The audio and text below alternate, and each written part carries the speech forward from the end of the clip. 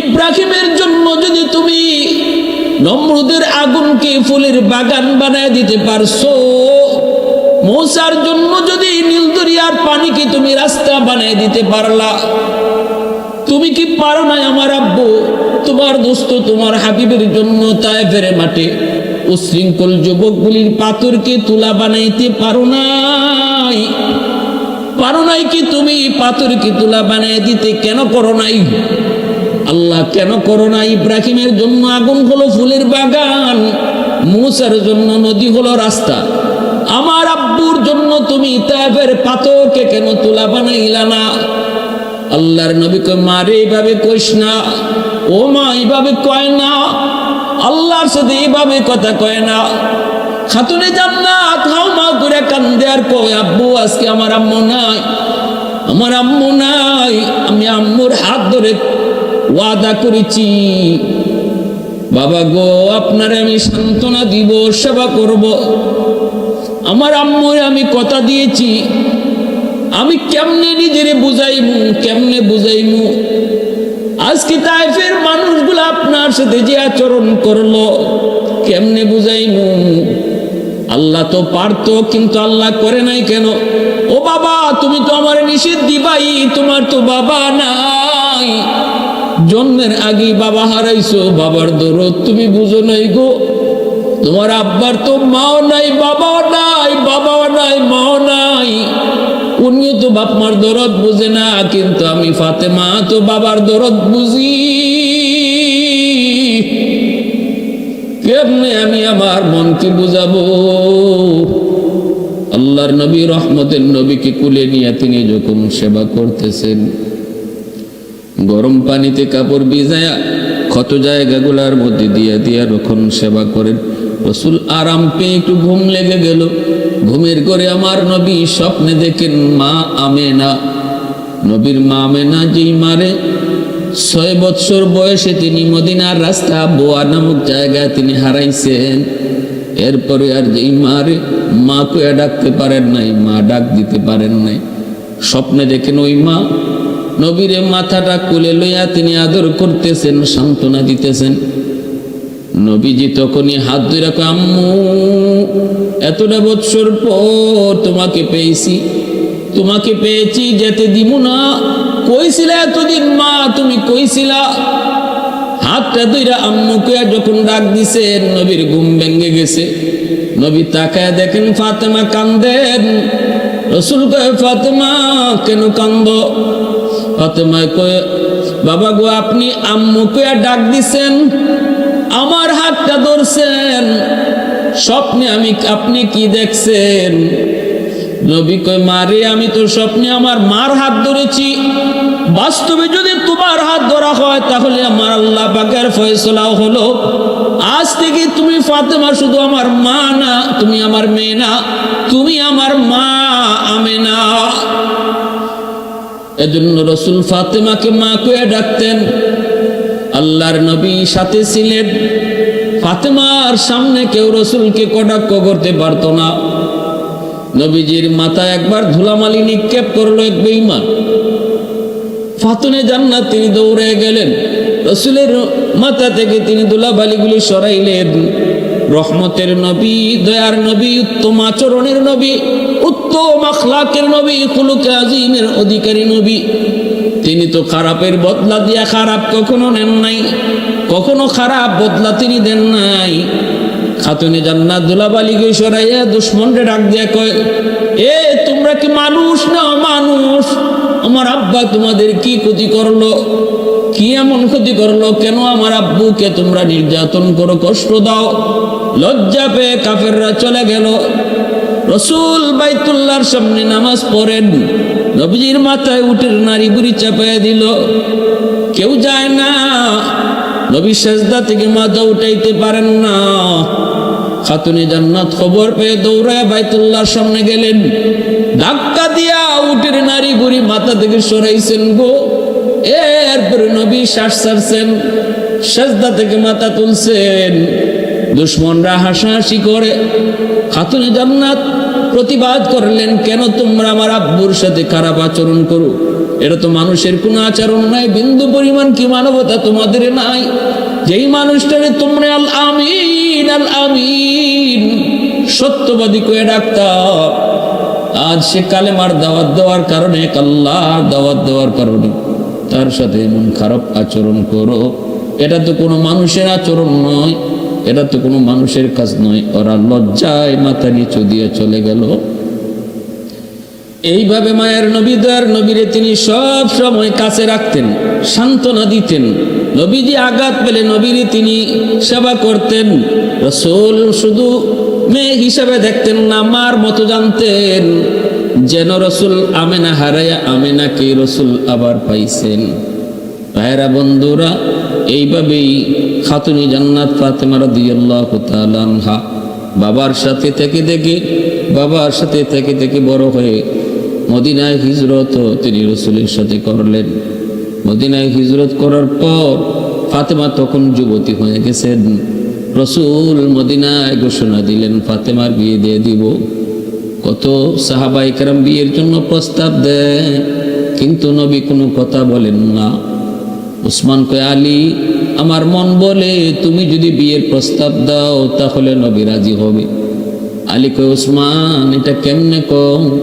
আমি তো নবীর ঘরে থাকি, নবীর ঘরে খাই, আমি কেমন করে ফাতেমার জন্য বিয়ের প্রস্তাব দেব? উসমান কয়, আলী যা, সাহস করে বিয়ের প্রস্তাব দে।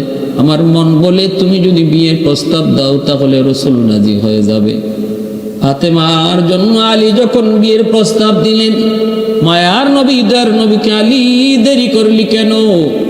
তোমার সাথে আমার ফাতেমার বিয়ের ঘটকালি করছেন আল্লাহ, আল্লাহ নিজে, তাহলে আমার ফাতেমার মোহর কি দিবা? কিছুই তো নাই। আলী কয়, নবী গো আপনার ঘরে খাই, আপনার ঘরে থাকি, মোহর দিব কি? নবী কয়, আছে কি? কয়েকটা ঘোড়ার একটা বর্ম। রাসূল কয়ে যাও বর্মটা বিক্রি করে যা পাও তা দিয়া মোহর হবে। এই বর্ম বিক্রি করতে নিলেন, উসমান গনি কিনলেন, 400 দিরহাম দিয়া দিলেন। এই 400 দিরহাম দিয়া মোহর ধার্য হলো। আর উসমান গনি সেই বর্মটা আলীর বিয়েতে আবার উপহার দিয়ে দিলেন। খাতুনে জান্নাত ফাতেমা রাদিয়াল্লাহু তাআলা আনহার সাথে আলীর বিবাহ হলো। আল্লাহর নবীর ঘরে থাকেন, কিন্তু আলীর মন কয় ফাতেমাকে আলী তার নিজের ঘরে নিয়ে যাবেন। নিজের তো কোনো ঘর নেই, নিয়ে রাখবেন কোথায়? মন চায় ফাতেমারে নিজের ঘরে নিবেন, স্বামী শ্বশুরের ঘরে থাকতে রাজি না। আর এটাও শরীয়তের বিধান, এটাও দৃষ্টিকটুর। বিয়ের পর শ্বশুর বাড়িতে থাকা এটাও একজন স্ত্রীর জন্য সম্মানজনক নয়। আলীর মন চাইল নিয়ে আসতেন, একটা ভাড়া বাসা করলেন, কিন্তু নবীর কাছে কেমনে কয় ফাতেমারে আমি নিজের বাড়িতে নিয়ে যাব? আম্মা জান আয়েশা সিদ্দিকা রাদিয়াল্লাহু তাআলা আনহাকে মনের কথা বললেন। আম্মা জান যায় নবীকে জানাইলেন আলী ফাতেমারে তার নিজের বাড়িতে উঠাইতে চায়। আল্লাহর নবী রহমতের নবী আলীকে ডাক দিয়ে বলেন, আলী তুমি কি চাও ফাতেমাকে আমি তোমার ঘরে দিয়ে দিব? আলী বলে, ইয়া রাসূলুল্লাহ আমার মন এটাই বলে। রাসূল কয়, নেও আমি তোমার হাতে উঠায় দিলাম। আর আলীরে মনে রাখবি এটা আমার কলিজা, এটা আমার মেয়ে না। ফাতিমা তো বিদাতুম মিন্নি, ফাতেমা যদি কষ্ট পায় আমি আলী, আমি রাসূলও কষ্ট পাই। এরপরে ফাতেমা রাদিয়াল্লাহু তাআলা আনহাকে আলী তার নিজের ঘরে উঠে আনলেন। তাদের ঘরটা কিছুই ছিল না, ভাঙ্গা ঘর, অভাবের সংসার, এক বেলা খাইলে আরেক বেলা খাওয়ার নাই, কিন্তু ভালোবাসা ছিল ঘর ভরপুর, পুরো ঘরটা ছিল ভালোবাসায় ভরা। এজন্য খাতুনে জান্নাত বলতেন, আমি আমার স্বামী আলীর উপরে দিল থেকে খুশি, আমার স্বামী আমার উপরে খুশি, আমি বুক ভরা ভালোবাসা পাই। একজন স্ত্রীর জন্য স্বামীর করে সবচেয়ে বড় পাওয়া হলো স্বামীর ভালোবাসা, স্বামীর ভালোবাসা। আমার খাতুনে জান্নাত ফাতেমা রাদিয়াল্লাহু তাআলা গোটা মুসলিম জাহানের নারীদের জন্য মডেল হিসাবে, মডেল আদর্শ রেখে গেছেন। স্বামীর বাড়ি গাড়ি দেখার দরকার নাই, দেখো তার ভিতরে আখলাক সুন্দর কিনা, সে নামাজি কিনা, দিনদার কিনা, তার কাছ থেকে ভালোবাসা পাও কিনা। বাড়ি আছে, গাড়ি আছে, এসি আছে, সব আছে, কিন্তু ভালোবাসা নাই, এই ঘর কখনো শান্তির ঘর নয়। আল্লাহ আমাদের সবাইকে তার আদর্শ মতো চলার তৌফিক দান করুন।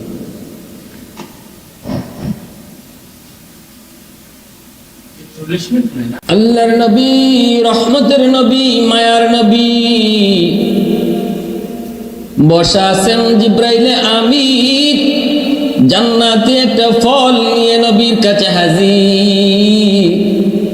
আল্লাহর নবীকে বলতেছেন, নবী গো, আপনি জান্নাতি ফলটা ভক্ষণ করেন, এটা হলো জান্নাতি ফল। মায়ার নবী, দয়ার নবী জান্নাতি ফল হাতে নিলেন। এত সুগ্রাণ হবেই তো, এ তো দুনিয়ার কোনো ফল নয়, দুনিয়ার কোনো সাধারণ ফল নয়, জান্নাতি ফল, জান্নাতি ফল। দুনিয়ার যত ফলমূল, দুনিয়ার যত নিয়ামত, দুনিয়ার যত যা কিছু, সব কিছু হলো নকল, জান্নাতি সব কিছু হলো আসল। এজন্য এই ফল হাতে নেওয়া মাত্রই এত সুগ্রাণ, হবেই তো জান্নাতি ফল। মুখে নিলেন, স্বাদ অতুলনীয়। এই যুবক, দুনিয়ার আপেল, জান্নাতি আপেল সমান নয়, দুনিয়ার আম, জান্নাতি আম কখনো সমান নয়, দুনিয়ার মাছ, জান্নাতি মাছ সমান নয়, দুনিয়ার গোশত, জান্নাতি গোশত সমান নয়, দুনিয়ার যত যা কিছু আমরা পাই সব হলো নকল, জান্নাতি আল্লাহ সব রেখেছেন আসল। স্বাদটাও হবে আসল, জান্নাতি নিয়ামতের স্বাদটাও হবে আসল।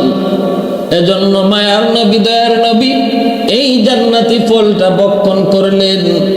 মায়ার নবী জান্নাতি ফল ভক্ষণ করার পর রাসূল করিম সাল্লাল্লাহু আলাইহি ওয়াসাল্লাম আম্মা জান খাদিজাতুল কুবরা রাদিয়াল্লাহু তাআলা আনহা, নবীজির প্রিয়তমা বিবি, গোটা উম্মতের মা, ইসলামে যার সবচেয়ে বেশি অবদান, সর্বপ্রথম কালেমা পড়ে মুসলমান হওয়ার ভাগ্য যার ছিল, তিনি কোনো পুরুষ নন, তিনি হলেন এই উম্মতের জননী আম্মা জান খাদিজাতুল কুবরা রাদিয়াল্লাহু তাআলা আনহা। কয়েকদিনের ভিতরেই আম্মা জান গর্ভবতী হলেন। জিব্রাইল আমিন এসে বলতেছেন, নবী গো, জান্নাতি ফল খাওয়াইছিলাম কয়েকদিন আগে, মনে আসেনি? আপনার বিবি খাদিজা তো গর্ভবতী, আল্লাহ পাক আমাকে পাঠাইছেন আপনাকে নিউজ দেওয়ার জন্য, সুসংবাদ জানানোর জন্য। এবারও আপনার একজন মেয়ে সন্তান জন্ম নিবে, যেই মেয়ে হবে গোটা মুসলিম জাহানের জন্য আদর্শ, যেই মেয়েটা হবে নেককার, দিনদার, বড় আল্লাহ ওয়ালি, সুন্দর হবে, অতুলনীয়। আল্লাহ আমাকে এই খবর সুসংবাদ দিয়ে আপনার কাছে পাঠাইছেন, গোটা মুসলিম জাহানের আদর্শ নারী হবে সে। এই সুসংবাদ নবীজি শোনা মাত্রই রাসূল খুশিতে আম্মা জানকে দেয়া সংবাদ জানায় দিলেন, খাদিজা, এবারও তোমার গর্ভে মেয়ে সন্তান, কিন্তু সাধারণ কোনো মেয়ে নয়, জিব্রাইল মারফতে আল্লাহ জানাইছি গো খাদিজা, গোটা মুসলিম জাহানের জন্য আমার এই মেয়ে হবে আদর্শ, সে হবে একজন আদর্শ নারী, জ্ঞানে গুণে এলেমে আমলে সর্বলাইনে হার লাইনে সে হবে বেনজির বেমিসাল।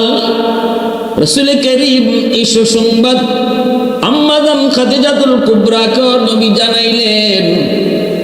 আম্মা জানও বড় খুশি, রাসূলও বড় খুশি। কিছুদিন পর আম্মা জানের গর্ভে তো খাতুনে জান্নাত ফাতেমা, কিন্তু সন্তান পেটে আসলে পরে মার যেমন কষ্ট হয়, আম্মা জানের বিন্দু পরিমাণ কষ্ট হয় নাই, বিন্দু পরিমাণ তিনি কষ্ট অনুভব করেন নাই। যেদিন ভূমিষ্ঠ হবেন সকালবেলা ব্যথা শুরু হলো। নবুয়তের ৫ম হিজরি শুক্রবার দিন ফজরের নামাজের পর আম্মা জানের ব্যথা শুরু হলো, প্রসব ব্যথা। কেউ নাই ঘরে, আম্মা জান শুধু একা। আম্মা জান শুধু একা। একজন বাদীকে পাঠাইলেন আত্মীয় স্বজনের ভিতর থেকে কিছু মহিলাকে আনার জন্য, সাহায্যের জন্য। কাউকে পাও কিনা একটু দেখো। বাদী ঘুরে ঘুরে তার আত্মীয়দের বাড়িতে গেলেন, জানাইলেন খাদিজা হালত এমন, কিন্তু কেউ রাজি হয় না। প্রত্যেকটা মহিলাই এক কথাই কয়, খাদিজা আমাদের বংশে কলঙ্ক লাগাইছে। আমরা আছি আমাদের বাপদাদার ধর্মে, কিন্তু খাদিজা মুহাম্মদের ধর্ম গ্রহণ করেছে। এই বিপদ আমরা তার সাহায্য করব না। কত নিষ্ঠুর! অথচ আম্মা জানের দান সৎকার সহযোগিতা। মক্কার জমিনে এমন কোন মানুষ নাই রে যুবক, যে পায় নাই, যে পায় নাই, যে নেয় নাই। আম্মা জান ছিলেন মক্কার সবচেয়ে ধনী নারী। দানের হাত ছিল অনেক বড়। বিপদে পড়ে কেউ আসলে এমন কোনো মানুষ নাই যে খালি হাতে ফেরত যেত। তাকে যখন যা দেওয়ার তাই তিনি দান করতেন। যার কারণে মক্কার বেঈমানগুলি যদিও আমার নবীর সাথে দুশমনি করত, আম্মা জান খাদিজাতুল কুবরাকে যদি পাশে দেখত, কেউ নবীর গায়ে হাত ওঠার সাহস করত না। এমনকি রাসূলকে কটাক্ষ করার সাহস করত না যদি আম্মা জান কাছে থাকতেন। আবু জাহেলের মতো লোক আম্মা জানকে দেখলে অন্য রাস্তায় চলে যেত। আবু জাহেলের মতো লোক আম্মা জানের সামনে চোখ তুলে তাকায় কথা কওয়ার সাহস ছিল না। একদিন রাস্তায় আবু জাহেলকে পেয়ে গেছেন আম্মা জান। তিনি জিজ্ঞেস করেন, এ আবু জাহেল, তুই আমার স্বামী মুহাম্মদকে কেন কটাক্ষ করো? কেন মন্দ বলো? কেন মন্দ বলো? তোমরা কি আমার স্বামীকে আল আমিন বলো নাই? তোমরা কি তার সত্যবাদী কও নাই? তাহলে আজ কেন তারে মন্দ বলো? আবু জাহেল জবাব দেয় না, চোখ তুলে কথা কয় না। কারণ নুন খাইছে যার, গুণ তো গাইতে হবে তার। আবু জাহেল কয়, সময় হলে বলবো। আম্মা জান কয়, ঠিক আছে, সময় হলে শুনবো। সাথে সাথে মক্কার লিডার গুলাকে তার বাড়িতে দাওয়াত করলেন। আবু জাহেল সহ লিডাররা তার বাড়িতে হাজির। আবু লাহাবও ছিল। আম্মা জান ওদেরকে মন তুষ্ট করে দাওয়াত খাওয়াইলেন, যা চাইছে তাই খাওয়াইলেন। খাওয়ানোর পর ওরা আম্মা জানের প্রশংসা করতেছে। এই অবস্থায় আম্মা জান বলেন, আজ তোমাদের কাছ থেকে একটা কথা নিব। প্রথম নম্বর কথা হলো, আমার স্বামী মুহাম্মদ, বলো কোন দিক দিয়া তার কম, সে কোন দিক দিয়া ছোট, একটু আমাকে তোমরা বলো। কয়, মুহাম্মদের অর্থ নাই, সম্পদ নাই, গরিব। আম্মা জান কই, শুধু একটাই নাকি আরো কোন সাইড তার আছে দুর্বল? আবু জাহেল কয়, আর কোন সাইড নাই। আম্মা জান কয়, বলো তার চরিত্র কেমন? কয়, সুন্দর। বলো তার চেহারা কেমন? কয়, সবচেয়ে সুন্দর। বলো তার বংশ কেমন? কয়, সবচেয়ে ভালো। সকল সাইড দিয়ে সে 1+, সকল সাইড দিয়ে সে 1 পিস। সেখানে তার কোনো তুলনা নাই। একটা দিকই দুর্বল, সম্পদ নাই, সহায় নাই, একটাই তো দুর্বল বলে। হ্যাঁ, আম্মা জান এবার সমস্ত লিডারদের সামনে বলেন, তাহলে তোমরা শোনো, আমি খাদিজার যত সম্পদ ছিল সবগুলি সম্পদ এই মুহূর্তে আমি আমার স্বামী মুহাম্মদকে দান করে দিলাম। এবার আমার কিছু নাই, সব সম্পদের মালিক, সব সম্পদের মালিক আমার স্বামী মুহাম্মদ। এবার তোমরা একটু কও, মুহাম্মদকে মানো না কোন কারণে? গরিব বলো, এখন সে গরিব নাকি মক্কার সবচেয়ে ধনী? আবু জাহেল আবু লাহাবের মুখ বন্ধ হয়ে গেল, কথা বলার সাহস তারা হারিয়ে ফেললো। আবু জাহেল কয়, খাদিজা, তোমার সাথে আমরা কথা বলে পারবো না, তোমার সাথে কথা বলে পারবো না, এই বলে তারা উঠে চলে গেল।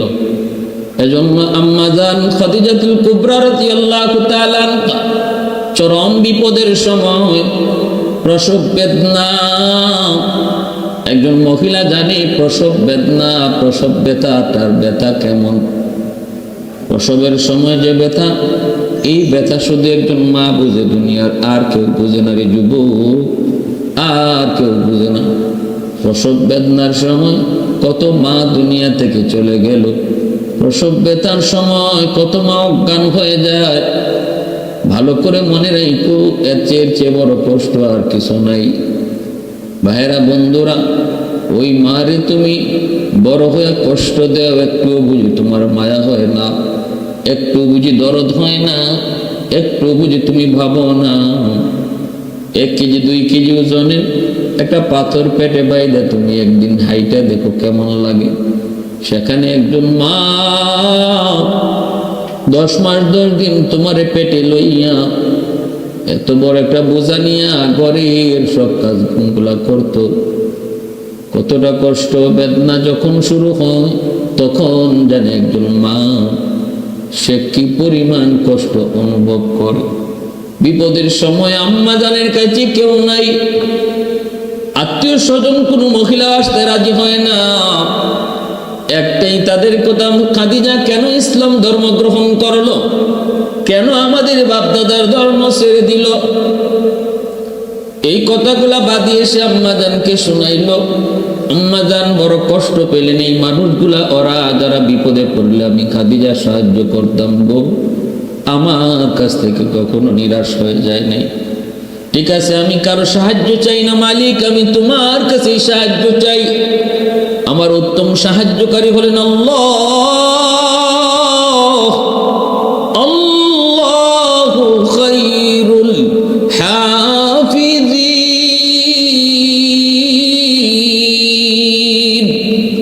আল্লাহ হলেন আমার উত্তম হেফাজতকারী। আল্লাহ আমাকে হেফাজত করবেন। আম্মাজান বড় চিন্তায় আল্লাহ পাকের মুখাপেক্ষী হয় তিনি আল্লাহর কাছে চাইতেছেন। হঠাৎ করে তিনি ঘরে দেখতে পেলেন পুরা ঘরটা আলোকিত হয়ে গেছে। তাকায় দেখেন 4 জন মহিলা, এত সুন্দর, এত রূপবতী, এত গুণবতী 4 জন। তাদের রূপে, তাদের সৌন্দর্যে পুরা ঘরটা আলোকিত হয়ে গেল।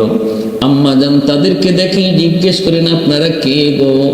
এই বিপদের সময় আপনারা কোত্থেকে আসলেন, যেখানে আমার আপন বলতে কেউ আসলো না? আপনারা কারা? আপনাদেরকে খবরই বা দিল কে? কে আপনাদেরকে পাঠাইলো আমার বিপদে? একজন পরিচয় দিয়ে বলতেছে, খাদিজা ডরায় না, ভয় পেও না, অস্থির হয় না, বিপদে যারে ডাকছো তিনি আমাদেরকে পাঠাইছে। আহাদুল লাইসা কামিসলিক সামাদুল লাইসা কাফাদলিহি লিমানিল মুলকু তুবুই তু সাজাওয়ার খুদাই তু খুদাওয়ান্দ ইয়ামিনি তু খুদাওয়ান্দ ইয়াসারি তু খুদাওয়ান্দ জামিনি তু খুদাওয়ান্দ সামাই তু রহিমি তু করিমি তু সামিঈ তু বসীরি তু মুইজ্জি তু মুযিল্লি তু মালিকিল আরশি বজাই বরি আজ চো চেরাই বরি আজ সূরত রঙ্গি বরি আজ ইজ্জ নিয়াজি বরি আজ বীম উমিদি বরি আজ খুরদন ও খুফতন বরি আজ তোহমত মরদন বরি আজ বীম উমিদি বরি আজ রঞ্জ বালাই। একজন পরিচয় দিয়ে বলতেছে, খাদিজা আমারে চিনো? আমি হলাম মা হাওয়া আলাইহিস সালাম, আদম আলাইহিস সালাম, আদি পিতা আদমের বিবি, আদি মা আমি হলাম হাওয়া আলাইহিস সালাম। আরেকজন বলতেছে, খাদিজা আমি হলাম মারিয়াম আলাইহিস সালাম, ঈসা পয়গম্বরের মা। আরেকজনে কয়, খাদিজা আমি হলাম ফেরাউনের বিবি আসিয়া। আরেকজনে কয়, আমি হলাম মুসা নবীর বোন কুলসুম।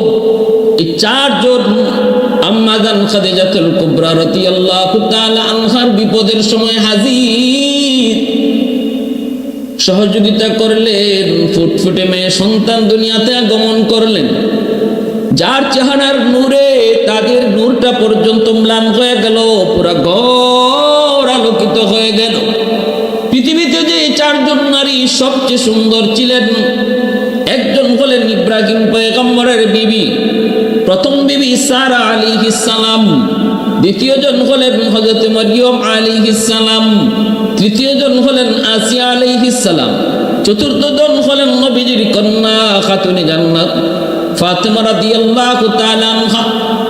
আল্লাহর নবী কয়, আমার ফাতেমা এত সুন্দর, তার সৌন্দর্য দেখে জান্নাতের হুররা পর্যন্ত ঈর্ষা করবে। পুরা ঘর আলোকিত। মায়ার নবী, দয়ার নবী সুসংবাদ পেয়ে দৌড়ে আসলেন। নবীজি দেখো আনন্দিত, কোলে তুললেন।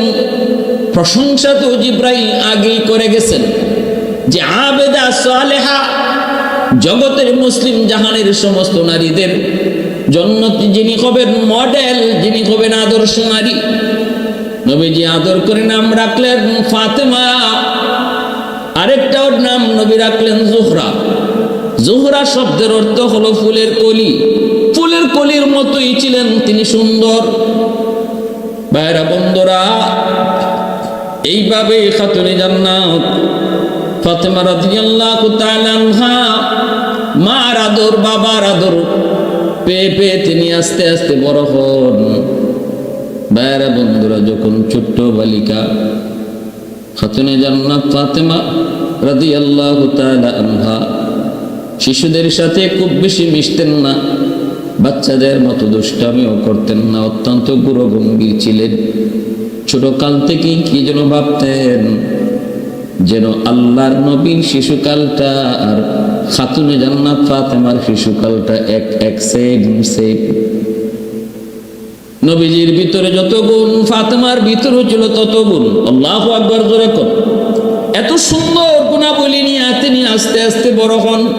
মার কাছে বেশি টাইম থাকেন, মার ইবাদত বন্দেগী দেখেন, শিখেন। মা যদি দিনদার হয়, মা যদি নামাজি হয়, সন্তান নামাজি হয়। মা যদি পর্দা নিশীন হয়, মেয়েটাও পর্দা নিশীন হয়। মা যদি কোরআন তেলাওয়াত করে, সন্তানও কোরআন তেলাওয়াত করে। ঘরের পরিবেশে মা বাবার কাছ থেকে সন্তান যা দেখে, যা শুনে, তাই কিন্তু শিখে। ঘরটা হলো সন্তানের জীবনের সর্বপ্রথম বিদ্যালয়। মা বাবা হলো তার জীবনের সর্বপ্রথম উস্তাদ। এজন্য বাবার চেয়ে মার গুরুত্বটা আরো বেশি, কারণ মার আমলটা সন্তানের উপরে বেশি আসর করে। পেটে ছিল মার, এখানেও মার আমলের আসর পেটের সন্তানের উপরে যায় পড়ে। দুধ খাওয়ানোর সময়ও মার দুধ খায়, ওই সময়ও মার আমলের আসর সন্তানের উপরে পড়ে। তারপরে ঘরের ভিতরে যতদিন থাকে বাচ্চা, বাবার চেয়ে মাকে বেশি টাইম দেখে। মা যদি নামাজ পড়ে, এটা দেখে দেখে সন্তানও নামাজ শিখে। মা যদি পর্দা করে, মাথায় কাপড় দেয়, ছোট বাচ্চাটাও মাথায় কাপড় দেওয়া শিখে। দেখবেন মা নামাজে দাঁড়াইলে শিশুটাও মার সাথে নামাজে দাঁড়ায়। আম্মা জান খাদিজাতুল কুবরা রাদিয়াল্লাহু তাআলা আনহা, আমার নবী কলিজার টুকরা বিবি, আমার নবী মায়ের নবীর প্রিয়তমা স্ত্রী, যার জীবদ্দশায় রাসূল আর কোনো বিয়ে করেন নাই। নবীজির সন্তান 4 জন মেয়ে সন্তান আর 3 জন ছেলে সন্তান। 7 জনই হয়েছেন আম্মা জান খাদিজাতুল কুবরা রাদিয়াল্লাহু তাআলা আনহার গর্ভ থেকে। শুধুমাত্র একজন ছেলে ইব্রাহিম, তিনি হয়েছিলেন আম্মা জান মারিয়া কিপ্তিয়ার গর্ভ থেকে। এজন্যই আম্মা জান বড় ভাগ্যবতী নারী। রাসূলের সকল সন্তানরাই আম্মা জান খাদিজাতুল কুবরার গর্ভ থেকে। খাতুনে জান্নাত মার কাছেই বেশি টাইম থাকেন, মার আমলটাই দেখেন, মার আমলটাই নিজে শিখেন। এইভাবে আস্তে আস্তে বড় হইতেছেন, শিখতেছেন, আমলের প্রতি আগ্রহ। মা যে আল্লাহর বন্দেগী করিব, আল্লাহকে কি দেখা যায় না? আম্মা জান খাদিজাতুল কুবরা কয়, মা দুনিয়ার চর্ম চোখে আল্লাহকে দেখা যায় না গো মা। আল্লাহ দুনিয়ার মানুষের চোখেই পাওয়ার দেয় নাই, কিন্তু যদি তুমি নেক আমল করো, আল্লাহরে খুশি করতে পারো, জান্নাতে আল্লাহ তোমার চোখে এমন পাওয়ার দিবে যে পাওয়ার দিয়া মালিককে তুমি দেখেও ঠিক থাকতে পারবে। আল্লাহ পাক জান্নাতে তোমার দিদার নসিব করাবে। আল্লাহ জান্নাতে দেখা দিবি, দুনিয়ার চর্মচক্ষে আল্লাহকে দেখা যায় না। এইভাবেই মার কাছে তাইকে তাইকে আমলের প্রতি আগ্রহ বাড়ে আর আমল শিখেন ভাইরা বন্ধুরা। কিন্তু বেশি দিন হয় নাই, খাতুনে জান্নাতের 11 বছরের টাইমে আম্মাদান খাদিজাতুল কুবরা রাদিয়াল্লাহু তাআলা আনহার ইন্তেকাল। অসুস্থ হয়ে পড়লেন, চরম থেকে চরম অসুস্থ হয়ে পড়লেন। ওই অবস্থায় নবীজির জন্য আম্মাদান কান্দে। রাসূল যায় কয়, খাদিজা তুমি কেন কান্দো? আম্মাদান কয়, নবী গো, আমি আমার জন্য কান্দি না গো নবী, আমি কান্দি স্বামী গো আমার ইন্তেকালের পর আপনার সেবা কে করবে, আপনার কে দেখশন করবে। বেদিন বেঈমান গুলা কত কটু কথা, কত নির্যাতন আপনারে করে। আমার কাছে আসলে আমি সান্ত্বনা দিয়ে আপনাকে সব কষ্ট ভুলাইয়া দেই। কিন্তু আমার বড় আশঙ্কা, আমার বড় ভয়, আমার বড় টেনশন, আমার চিন্তা, আমার দুনিয়া থেকে বিদায়ের পর আপনার সেবা কে করবো, আপনারে কে সান্ত্বনা দিব, এজন্য আমি বেশি কাঁদতেছি।